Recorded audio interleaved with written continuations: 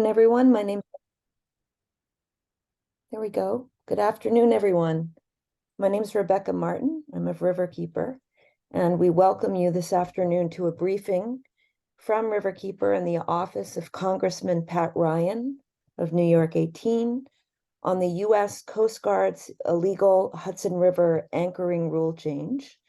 I'm just going to go over a few housekeeping items before turning it over to my colleague, Jeremy Chersin. Today's webinar will be recorded. We will stop recording to enter into a question and answer period for you, where you can ask any questions that you have. If you would, please hold your questions until the end of the presentation. During this presentation, if you don't mind turning off your camera and muting yourself, that would be terrific. Following the webinar today, Jeremy will also be talking about next steps and actions, and we'll be following up with materials that include a link to this webinar video brown bag, as well as a copy of the PowerPoint. And with that, I'll turn it over to my colleague, Jeremy Chersin, who's the Senior Manager of Government Affairs at Riverkeeper.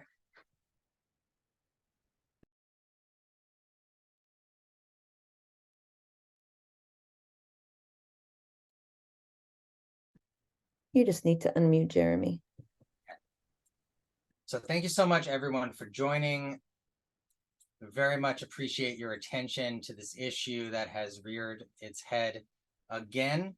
A number of your offices have reached out to Riverkeeper in quite an amazing fashion, more requests than we can process as a team. And we're grateful for everybody's attention to that. We have been partnering with Congressman Pat Ryan, Senator Harkin, Assemblywoman Dana Levenberg on opposing the Coast Guard's latest rule.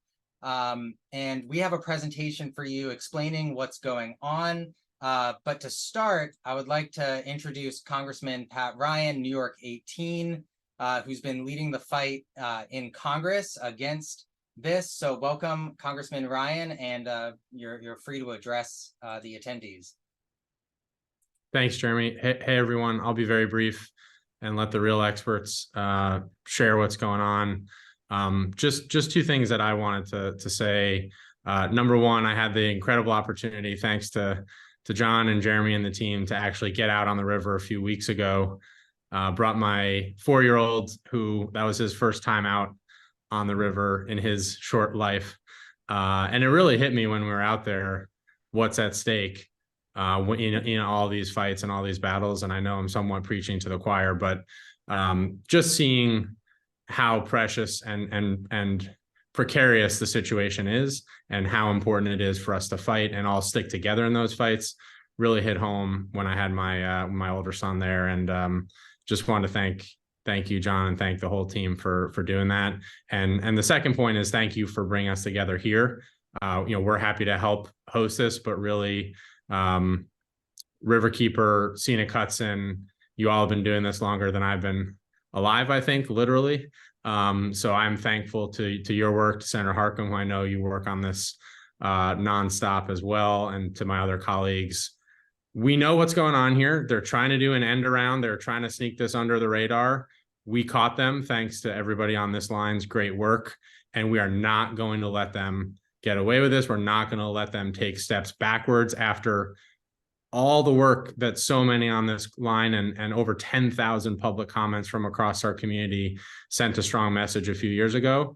So they do not know who they picked a fight with.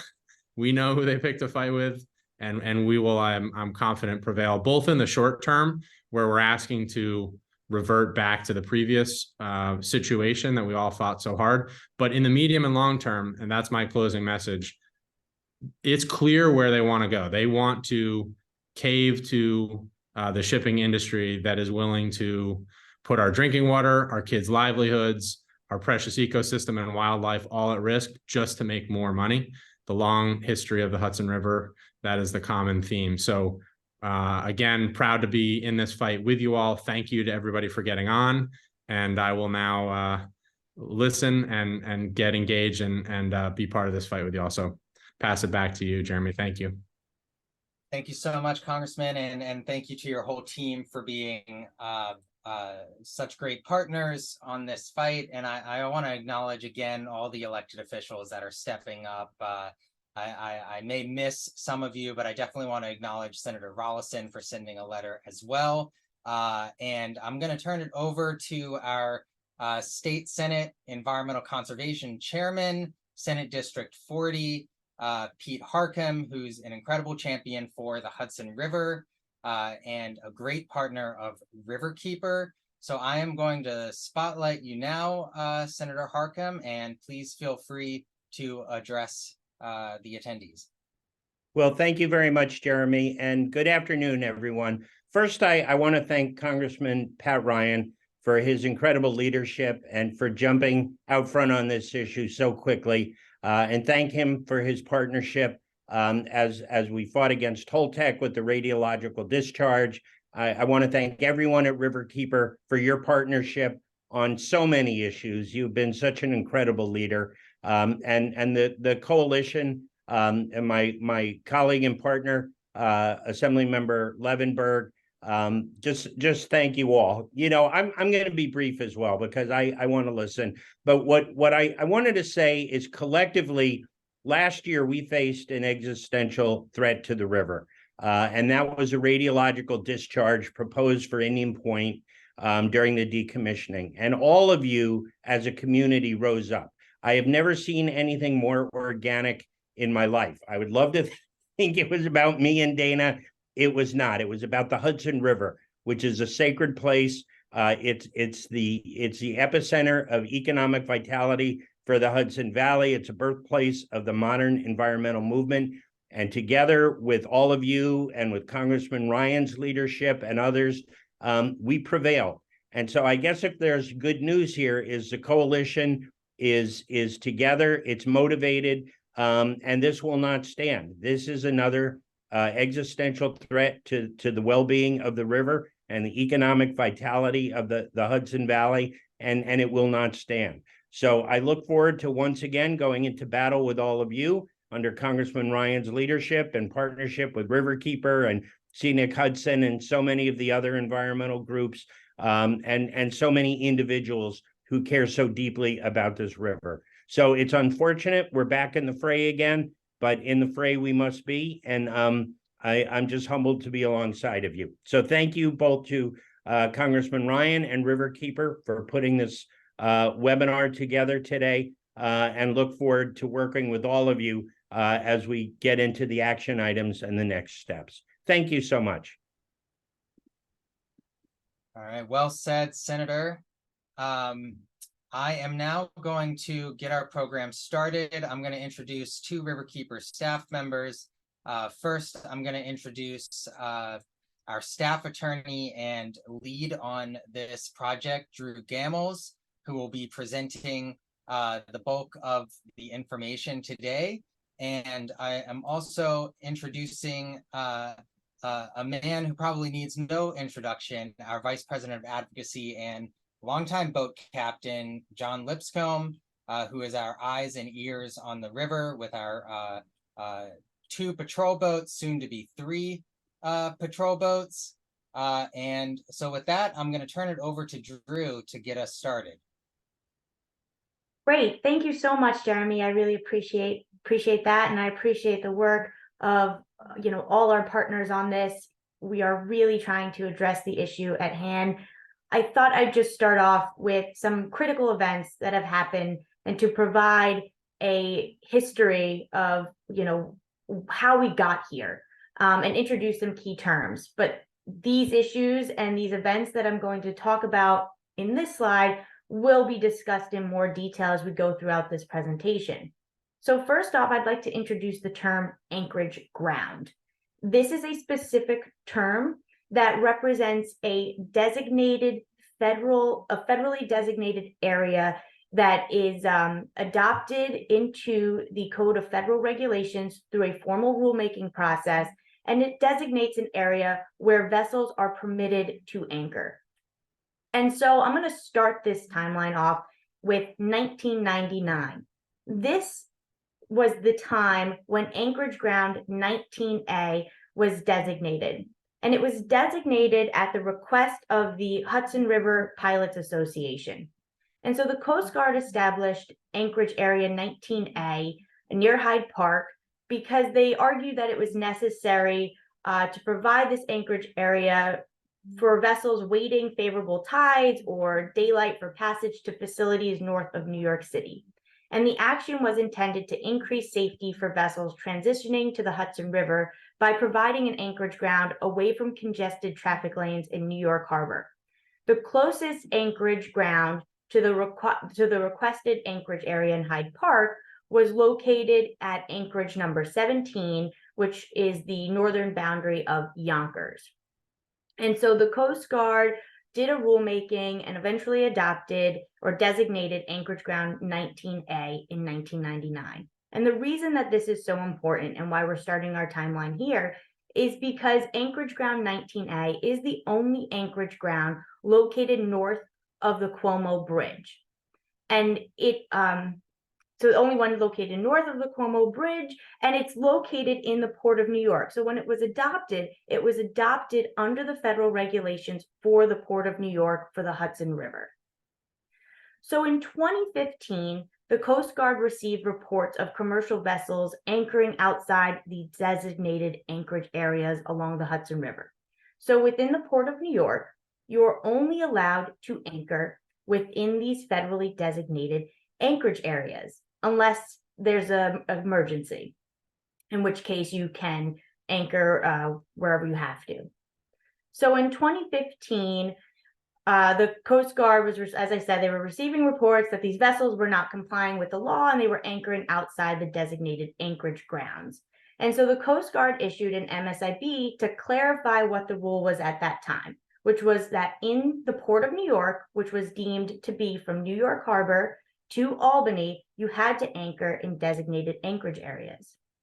In response to the MSIB, the Coast Guard received a request from the industry to consider additional anchorage grounds, to consider designating additional anchorage ground areas. And so the Coast Guard, in response, issued a proposed rulemaking in 2016. And again, I want to emphasize that this rulemaking was made at the request of the industry. And the rulemaking involved designating 10 new anchorage ground locations throughout the Hudson River from Yonkers to Kingston. And we'll go into more detail about that. So in response to that proposed rulemaking, the Coast Guard received over 10,000 comments on this rulemaking, mostly highlighting environmental and public safety concerns. And the majority of these comments were overall in opposition to this rulemaking. So in 2017, the Coast Guard suspended the rulemaking to allow for further study and analysis of the impact and what appropriate anchorage grounds might exist. So fast forward this year in 2023, the Coast Guard finally withdrew that proposed rulemaking. And they said in their rulemaking to withdraw the 2016 proposed rulemaking that they were doing so because under Section 8437 of the Elijah E. Cummings Act, Coast Guard Authorization Act of 2020, they were prohibited from designating anchorage grounds north of Yonkers. And therefore, they did not have the authority to move forward with this rulemaking. Simultaneously, in July this year, on the same day actually, they issued MSIB 2023-001, which allowed commercial vessel operators to anchor virtually anywhere north of the Cuomo Bridge, because it redefined the scope of the Port of New York so that the Port of New York was only the area in the Hudson River 25 miles north of the Statue of Liberty, which is just about to the Cuomo Bridge. Under this new policy, everywhere north of the Cuomo Bridge was therefore not in the Port of New York and subject only to the inland rules of navigation, which means that vessels have no restriction on where they can park, where they can anchor, or the duration of which they can anchor, except for minor rules about lighting, and you can't anchor over any cables. So virtually anywhere. And so that's what led us to this campaign to fight against the Coast Guard's new policy. And we'll go into more detail about what the environmental impacts are, what this MSIB means, what our concerns are, why we believe it was an illegal action. So I just wanted to highlight these key events that have happened since 1999 that have led us to this point. And so just to dive in a little bit more, because it is a technical issue, anchorage grounds for the Hudson River are included under the Port of New York. Port of New York is not a defined term, so it's been defined by this MSIB. And so currently in the regulations, we still have that Hyde Park anchorage ground under the Port of New York. The Coast Guard didn't take any action to change that in any way. And so we have these 7 designated anchorage ground areas for the entire Hudson River. And as I highlighted in my earlier slide, the only one located north of the Cuomo Bridge is the Hyde Park anchorage ground. And again, I think it's important. The reason that this issue exists is because the regulations state that in the Port of New York, vessels are prohibited from anchoring outside of an established anchorage ground, except in great emergency. So the Port of New York is a critical term that limits where vessels can anchor. So if it's not in the Port of New York, those limitations do not apply that are stated in the regulations. And so I think it's important to take a trip down memory lane as to what happened in 2016. And for that, I'll pass it on to the man who lived this, Captain John Lipscomb. Yeah, good afternoon, everybody. It's such a pleasure to work with all of you.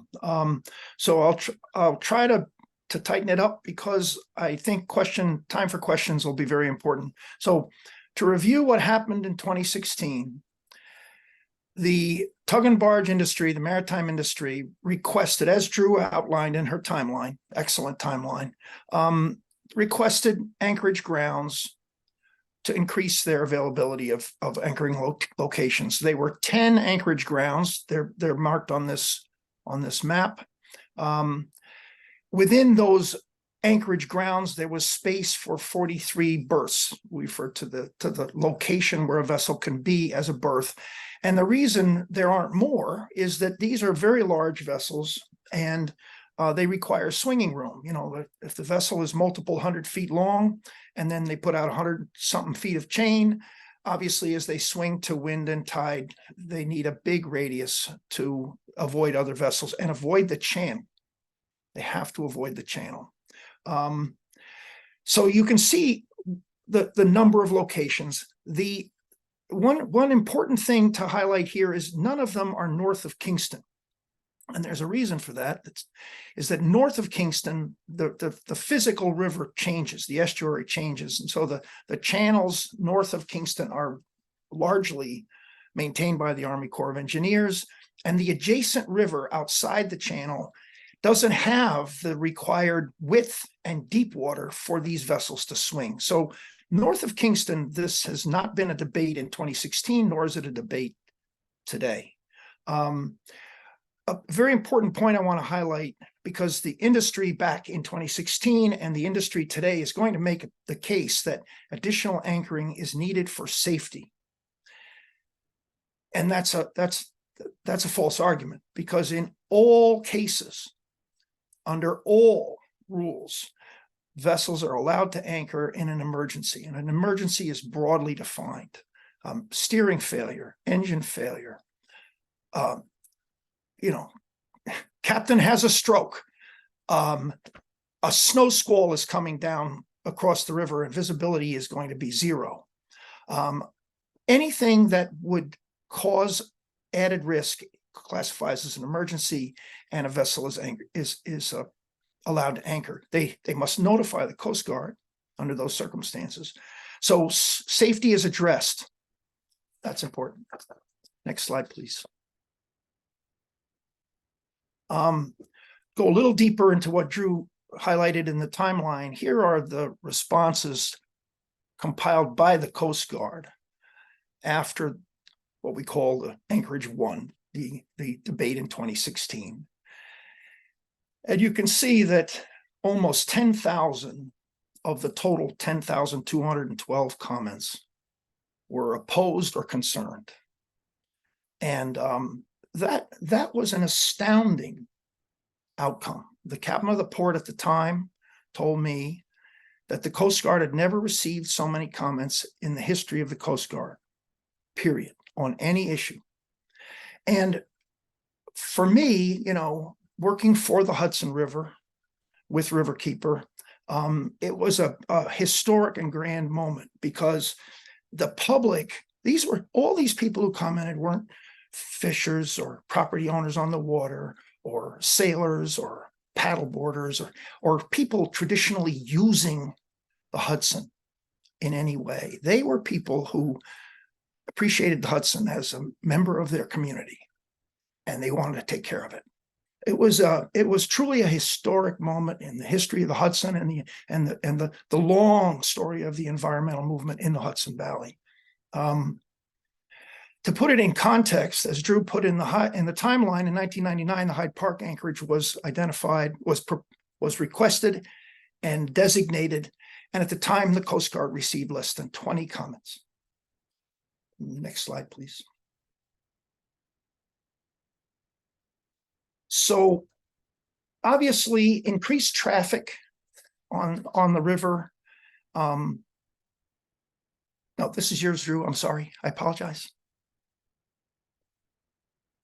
That's okay, John. I was going to let you just take it. So I just wanted to highlight what the MSIB 2023-001 means. So it was issued on July 25th, 2023, and it is effective now, redefining the geographic scope of the Port of New York, as I mentioned on the timeline slide. So now the Port of New York only extends north of the Statue of Liberty 25 miles, which puts it right below the Cuomo Bridge. And so this is the map that was included in the MSIB to show you where the Port of New York is deemed to be currently, pursuant to the Coast Guard's newest policy. And so our big concerns are that this was published without the Coast Guard addressing the 10,000 comments it received in 2016, and it was done without the Coast Guard undergoing critical and mandatory environmental reviews. And we'll go more into those, we'll go into detail about those later in this presentation. But like I said, and it's important to emphasize that this is effective right now, and that anywhere north of the Cuomo Bridge, vessels are permitted to anchor virtually anywhere. Now, we are hearing, based on presentations given to the Hudson 7 and most recently last week at the Hudson River Estuary Management Advisory Committee meeting by Commander Dan McQuaid, that the Coast Guard is reconsidering whether or not this MSIB was appropriate to change the scope of Port of New York, because it did create, not only did they not comply with the law, but it created inconsistencies within their own regulations. For one, as I've said previously, the Hyde Park anchorage ground is still listed as being under the Port of New York within the federal regulations. So that's our concerns. I'm going to pass it back to John to go through what the environmental impacts of this action are. All right.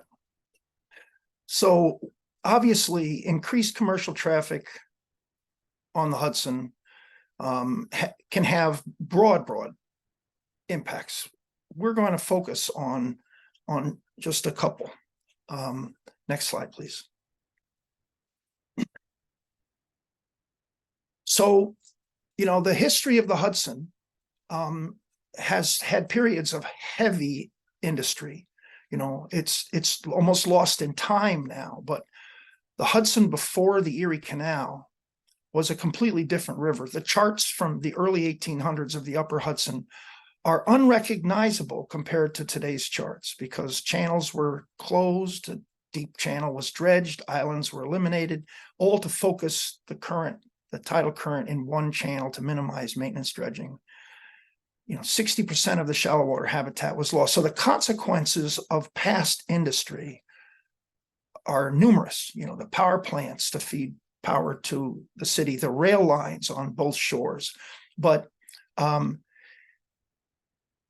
these are images of petroleum barges that are used on the Hudson. Typically, they transport refined product north to the Port of Albany, so diesel fuel, heating oil, gasoline. They also use to bring ethanol south from the Port of Albany, so it can be blended into petroleum in the refineries down in New Jersey. And the key thing I want to emphasize here is that we're not just talking about the traffic on the river today. The reason to limit industry's access to the river isn't about the traffic today. In 2016, there was a big surge in Bakken crude oil coming from the Great Lakes, from Dakota via the Great Lakes and rail and the Champlain corridor to the Port of Albany. Some was coming down by rails, and these barges, like the one on the right that carry 4 million gallons, were bringing it down the river. Right now, we don't have as much Bakken moving. We can't tell because the industry is not required to notify the public about the products on the river, because a pipeline was built from the Dakotas to the Gulf. But pipelines fail. Other markets are developed. There was a push at one point to bring Canadian tar sands to the Port of Albany and heated rail cars so it could be pumped into heated barges. We defeated that, but that doesn't mean it's dead forever. So our effort to protect the Hudson from an increase in industrial use is to acknowledge that what we have is necessary for our society today, but that the Hudson has paid enough of a price, a terrible price, for being America's founding river, and we want no increases. Next slide, please. So again, we're focusing on a couple of impacts, but these are sonar images done by University of Delaware scientists studying sturgeon habitat at the Hyde Park Anchorage. It happens to be where Atlantic sturgeon return from the sea to spawn. I'll speak in a moment about their life cycle, but what you can see here is the bottom of the river being torn up by anchors, the anchors themselves, by anchors dragging, and by the chain raking across the bottom as the vessel swings to the tide. Drew can give you the actual Endangered Species Act language on this kind of thing, but one of the requirements is to protect the habitat of endangered species. You cannot damage their habitat. It's not just harming the creature, it's the habitat matters as well. So what we are working closely with New York State DEC. They have an excellent program where they tag these sturgeon so they can tell how frequently they come home to the Hudson to spawn. Again, more on that, but this is an example of real consequences to critical habitat. The whole Hudson is critical habitat for sturgeon, but this Hyde Park area where they happen to spawn, which happens to be an area so coveted by industry because it stages vessels close to those narrow channels in the approaches to the Port of Albany. It's a sad coincidence that the industry desires this area so much. It's a sad coincidence that it's also the largest remaining Atlantic sturgeon concentration spawning habitat on the eastern seaboard. Next slide, please. So here you see the actual fish, and this kind of side scan sonar shows the fish as it's an acoustic imaging camera, and so you're seeing the acoustic shadow on the bottom beyond the fish, and again, this is the largest concentration that remains of Atlantic sturgeon on the eastern seaboard, that a spawning habitat concentration. Estimates are that there were something like 10,000 spawning age adults historically that used the Hudson. And the latest estimate is that they're in the 400 to 500 total population remaining. So protecting this area is critical for us and for the river. The life cycle of these fish, I don't want to go too deep. The short-nosed sturgeon, which we're not focusing on today, live in the Hudson all the time. So they're actually doing a little better because they don't go to the Atlantic. They aren't caught as bycatch. There's no predation. The Hudson has its arms around them and they're protected. The Atlantic sturgeon are spawned in the Hudson. They live for about 5 years in our waters. And then they go to sea and there's, it's the jungle out there. And the females will come back at 18 years old or so, 20 years old, and start a lifetime of spawning. They come back every 2 or 3 years to spawn. A female's weight is 25% eggs. So the effort by these fish to continue their species is enormous. And so protecting that habitat is critical. Next slide, please. This one's a busy slide, so I'll narrate it a little bit for you. It's again from the sonar data, but instead of the images, they've graphically represented the data. You're seeing that rectangle. That's the Hyde Park anchorage. That's the designated anchorage ground that Drew has referred to, 19 alpha. What you're seeing in the little blue and green dots are sturgeon identified by sonar throughout that whole range. This is where they congregate to spawn in the late spring. What you're also seeing is the red and yellow lines. You're seeing new anchor scars and chain scouring of the bottom. You're seeing old ones, and that's important because that means that the river isn't healing quickly. Some have suggested that with all the sediment in the river, that an anchor scar will backfill very quickly with the tidal movement and the sediment in the system. Well, the sonar images prove that's not the case. And the other thing you're seeing here is that they miss the anchorage often enough, and that's important for it's important to know that when industry says, well, we'll concentrate our anchoring at a specific location. That hasn't been the practice. That hasn't been possible. Next slide, please. So moving from the sturgeon issues, and again, we're using sturgeon as a surrogate for all the life in the river.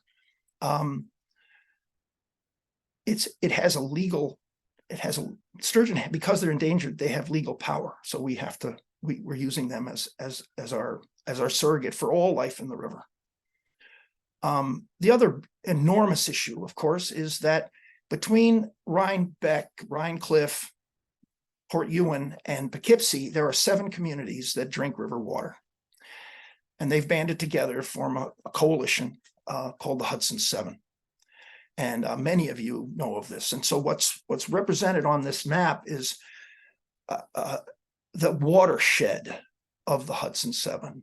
And it bears defining a little bit because unlike a stream where, if you're identifying a watershed of a stream that flows one way, well, then the watershed is pretty easy to define. But here in the Hudson, because of the tides, the watershed for the Hudson 7 isn't just the water off Port Ewan or the water off Poughkeepsie at the pipe intake. It isn't even as simple as from Rhinebeck to Poughkeepsie.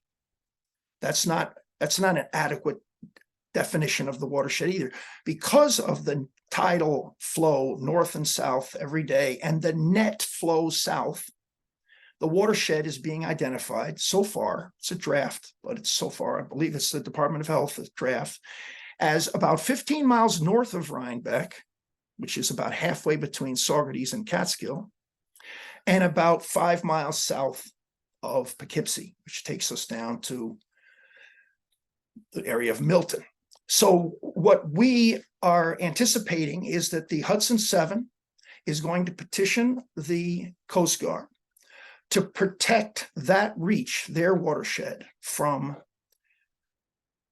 anchoring unless it's an emergency, to reduce the possibility of an accident from whatever reason, a collision between an anchored vessel and a moving vessel, an accident with an accidental release, a negligent release. What we do know, and then I'll close here, is that spill response in the Hudson is virtually impossible. Even floating product like Bakken, which was called a light crude, which everyone said, well, if there's a spill, we're going to recover it because it floats on the surface. What we found, in fact, is that even with light crude, it attaches to the organic and sediment particles in the river, and that becomes ballast, and then that petroleum sinks. And in a turbid, moving system like the Hudson, recovery is impossible. There are products that are even worse. There are ships that come south from the Port of Albany carrying a liquid chemical product that would mix like Kool-Aid. There are vessels traveling north that are barges and ships that carry hot asphalt.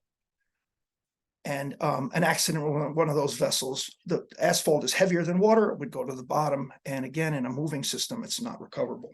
So I think this is my last slide. I just want to, before I close, I want to thank you all so much for your partnership on this issue and your partnership with the Hudson River.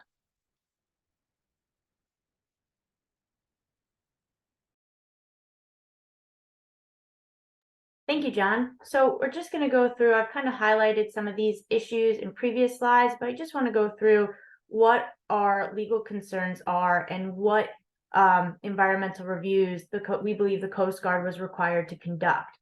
So we believe the MSIB 2023-001 constitutes a final agency action having legal consequences for parties operating commercial vessels, and it substantially alters the Coast Guard's anchoring policy in the Hudson River.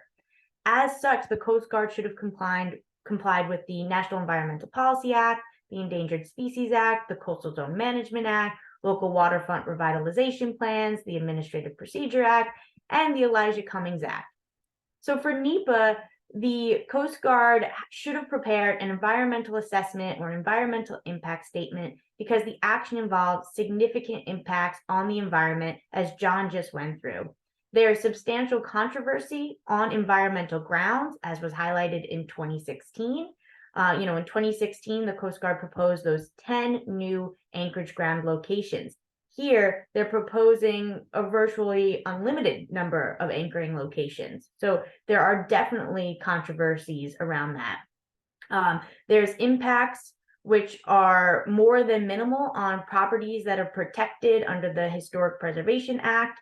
And there's inconsistencies with federal, state, and local law, specifically the Elijah Cummings Act, which I'll talk about in a little bit. Under the Endangered Species Act, the Coast Guard should have been required to consult with the National Marine Fisheries Service and the U.S. Fish and Wildlife Service regarding the potential harm to the Hudson River sturgeon population that could be severely harmed by this new anchoring policy. Under the Coastal Zone Management Act, the entire Hudson River is located within the state's coastal zone. Therefore, the issuance of this MSIB amending the geographic scope of the Port of New York is considered a federal activity that may impact land and water resources within New York's coastal zone. So the Coast Guard should have prepared a consistency review with the Coastal Zone Management Act and whether or not it would have any negative impacts on New York's coastal zone. And then you have local waterfront revitalization plans. Federal actions are required to be consistent with approved local waterfront revitalization plans. So an LWRP, for those that aren't familiar, is a detailed program adopted by a coastal municipality to restore, revitalize, and redevelop deteriorated and underutilized waterfront areas for commercial, industrial, cultural, recreational, or any other compatible use. The Coast Guard must determine whether amending the geographic scope of the Port of New York in this case was consistent with approved LWRPs for municipalities that may be affected by anchoring locations. Many municipalities in the portion of the Hudson River affected have LWRPs. I counted it up. It's 24 cities, towns, and villages along the river. These are a lot of programs that the Coast Guard should have reviewed and evaluated for consistency. Next slide. So I also mentioned the Elijah Cummings Act multiple times. And as I mentioned earlier, it was adopted in 2020, and it prohibits the establishment of new anchorage grounds north between Yonkers and Kingston. And so in this case, while the Coast Guard under the MSIB did not establish new anchorage grounds, as I keep mentioning, it established an unlimited number of anchoring locations, which goes around the intent of the Elijah Cummings Act, which was to limit anchoring in the Hudson River. And so this is a major concern that the Coast Guard did not address in the MSIB. But they did acknowledge that this limitation existed when it withdrew the 2016 proposed rulemaking establishing those 10 proposed anchorage ground locations. So this is a major concern that the Coast Guard acted without acknowledging the restrictions in the Elijah Cummings Act. Next slide. John also mentioned that there are these areas called regulated navigation areas. And groups like the Hudson 7 are considering making a RNA request to protect their drinking watershed. An RNA is an area that is designated in the federal rules of regulation. Anyone can petition for an RNA, and what it does is it prescribes what type or size of vessels may enter an area, or in this case, what vessels may anchor. So it could be a limitation based on anchorage size. It could be a limitation based on vessel size, horsepower. It could be a seasonal limitation, so it would prohibit anchoring between certain months. And like I said, anyone can petition the Coast Guard for an RNA. You would simply send a letter to the captain of the Port of New York or the district commander. You'd include your name, you'd include the location or the boundaries of the area that you are looking to designate. You would establish the date or time or duration that you'd want that limitation to exist, describe the activities in the area, the nature of the restriction, and why this restriction is necessary. So the Hudson 7 would request an RNA, like I said, to protect drinking water. But the DEC could petition the Coast Guard to adopt an RNA to protect sturgeon habitat areas. So this is something that the Coast Guard should have considered prior to amending the Port of New York. These areas should have been in place to protect sensitive areas within the Hudson River, whether it's for sturgeon or drinking water. And so now we are looking to pursue these RNAs more urgently because there is a need to protect these vulnerable areas in the Hudson River.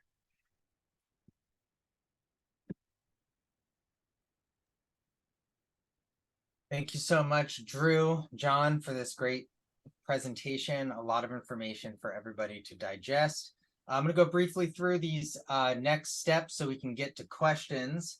The first item here, and we will send out a follow-up with next steps and relevant documents and information to all the participants who signed up. Congressman Pat Ryan and his office has set up a website where your constituents can submit comments that Congressman Ryan's office is capturing to keep on hand to give to the Coast Guard to demonstrate our region's opposition to this MSIB. And if anything happens, if there's a recension or a change in the MSIB, we know that this issue is not going away. So we still want to collect comments so we can put a voice to the region and get that in the ear of the Coast Guard. And then we'll have more information about the Hudson 7 request for regulated navigation intake. And then, of course, any municipalities or counties can support that request of that RNA. Of course, any and all of your offices can submit a letter to the Coast Guard, and we're happy to provide samples for your offices to consider. And then we have drafted a sample municipal and county resolution, and we know that that takes some time for boards to process. So we're going to share that, and each community can adapt it to their local conditions. And then, of course, we expect this to be a fast-moving campaign. So you can always keep track of our latest updates at riverkeeper.org/anchorages. And so with that, I'm going to facilitate some questions and answers here. We're going to unmute, I think, Nancy Montgomery first to ask a question of our team.